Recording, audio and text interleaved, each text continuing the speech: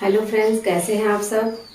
Friends, जैसा कि हम अलंकार के विषय में पढ़ रहे हैं, अलंकार में हमने अलंकार की परिभाषा, उनके भेद के विषय में जाना और हमने अलंकार में शब्द अलंकार के विषय में भी अपने जो पिछले वीडियो में आपको पढ़ा दिया है। और शब्द अलंकार में जो हमने अनुप्रास अलंकार को पढ़ा, उसी क्रम में जो दूसरा अलंकार है हमारा यमक अलंकार। यमक अलंकार को पढ़ने से पहले हम इसकी परिभाषा को जान लेते हैं कि इसकी परिभाषा क्या होती है। यमक अलंकार जब कविता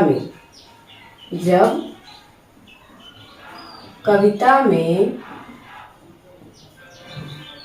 कोई शब्द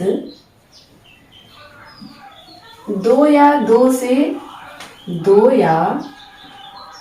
दो से अधिक बार आए, अधिक बार प्रयोग में आए, दो या दो से अधिक बार प्रयोग में आए, परंतु उसका अर्थ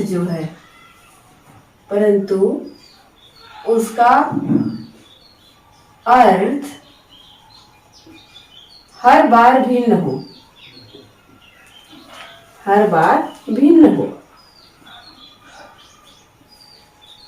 हो, यानी अलग हो, उसे यमक अलंकार कहते हैं। उसे यमक अलंकार कहते हैं। जब कविता में कोई शब्द, यहाँ पे छूट गया है शब्द, जब कविता में कोई शब्द दो या दो से अधिक बार प्रयोग में आए, परंतु उसका अर्थ हर बार भिन्न हो, उसे यमक अलंकार कहते हैं। कहने का अर्थ यह है कि जब कोई शब्द अगर बार बार वो रिपीट भी हो रहा है, लेकिन उसका सेम अर्थ नहीं होगा, हर बार उसका अर्थ डिफरेंट हो जाएगा, चेंज हो जाएगा, उसे ही हम यमक अलंकार कहते हैं। जैसे कि यमक अलंकार में इसका उदाहरण है,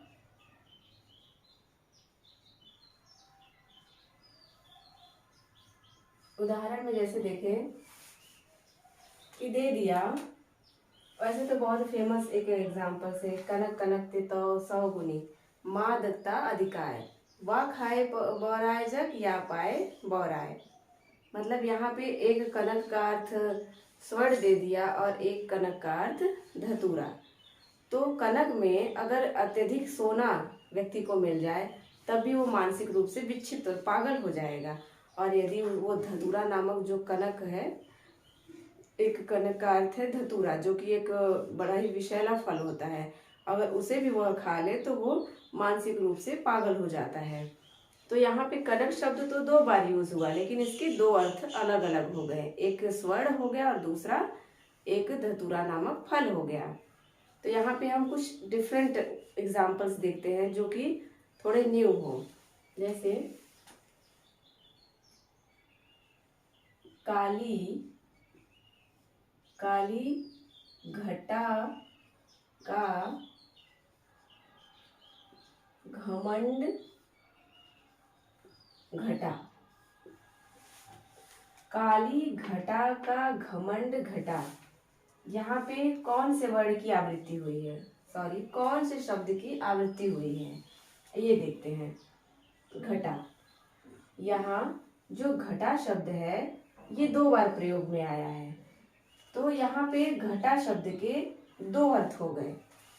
पहला, यहाँ पे पहले घटा का अर्थ होगा काले बादल, काले बादल, काली घटा मतलब काले बादल का घमंड घटा, और इस घटा का अर्थ है घटना, मतलब कम हो जाना, कम होना। काली घटा का घमंड घटा, अर्थात काली घटा का जो है काले बादलों का घमंड कम हो गया। तो आप यहाँ पे देख रहे हैं कि 2 बार घटा शब्द आया है, और इस घटा के जो इन दो के इस सेम शब्द यूज करके और उनके अर्थों को 2 रूप देने से इसमें काव्य में एक अलग ही चमत्कार उत्पन्न हुआ है, और शब्दों के माध्यम से। इसी प्रकार हमारा जो दूसरा है वो है उधव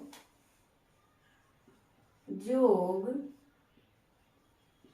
जोग हम नाही, हम नाही। उधव जोग जोग हम नाही। यहाँ पे जोग शब्द की आवृत्ति हुई है। जोग शब्द 2 बार आया है। उधव जोग जोग हम नाही। यहाँ पर जो पहले जोग का अर्थ है, पहले जोग का अर्थ है योग साधना, योग साधना। और दूसरे जोग का अर्थ है योग्य, योग्य होना। कहने का अर्थ यह है कि जब ये उद्धव जी वृंदावन में, उद्धव जी जब कृष्ण मथुरा चले आते हैं तो जो गोपियां होती हैं बहुत ही व्यथित होती हैं, दुखी होती हैं। तो कृष्ण उद्धव जी को भेजते हैं कि आप वृंदावन जाइए और उन्हें योग साधना के विषय में समझाइए, जिससे कि वो मोह से विरक्त हो सके। तो जब उद्धव जी जाते हैं वहां, तो जो गोपिकाएं होती हैं जो कृष्ण के प्रेम में बहुत एकदम लीन है, तो वो वही इसी सेंटेंस को कहती है कि उद्धव जोग जोग हम नाही। हे उद्धव जी, हम योग साधना के योग्य नहीं हैं, जो आप योग हमको बताने आए हैं। और इसी 2 शब्दों के माध्यम से इस कविता में इस प्रकार का चमत्कार उत्पन्न किया गया है। और इसी तरह जो तीसरा एग्जाम्पल है, जो कबीर दास जी हैं, जो हमारे बड़े ही फेमस रचनाकार हैं भक्ति काल के, उन्होंने एक लिखा है, माला फेरत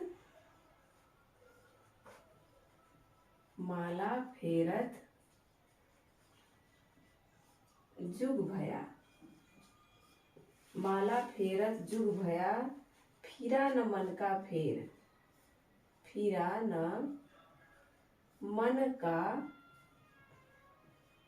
फेर,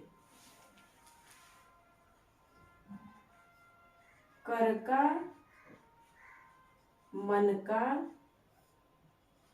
डारी दे, मन का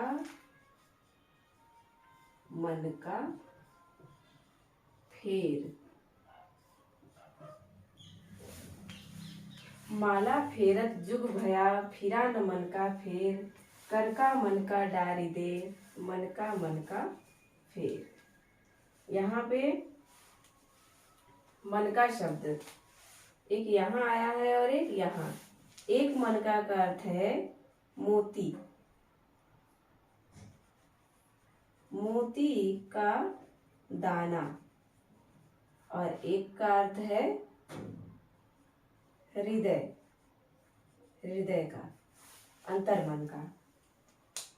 तो माला फेरते हुए जुग बीत गया, लेकिन अंतर्मन में माला तो फिर गई, लेकिन अंतर्मन में जो हृदय में जो मन का मतलब कि एक कहते हैं कि छल कपट की वासनाएं वो भरी रह गई। तो इसके माध्यम से ये यही बताना चाह रहे थे, 2 शब्दों के प्रयोग से इन्होंने इसमें यही चमत्कार उत्पन्न करना चाहा है।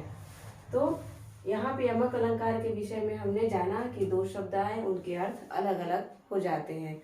तो अगर इस प्रकार से आपको 2 शब्द दिखे और उनमें अलग अलग अर्थ दिखे तो स्पष्टतः वह यमक अलंकार है। यमक अलंकार आपकी परीक्षाओं में पूछे जाने वाले बहुत ही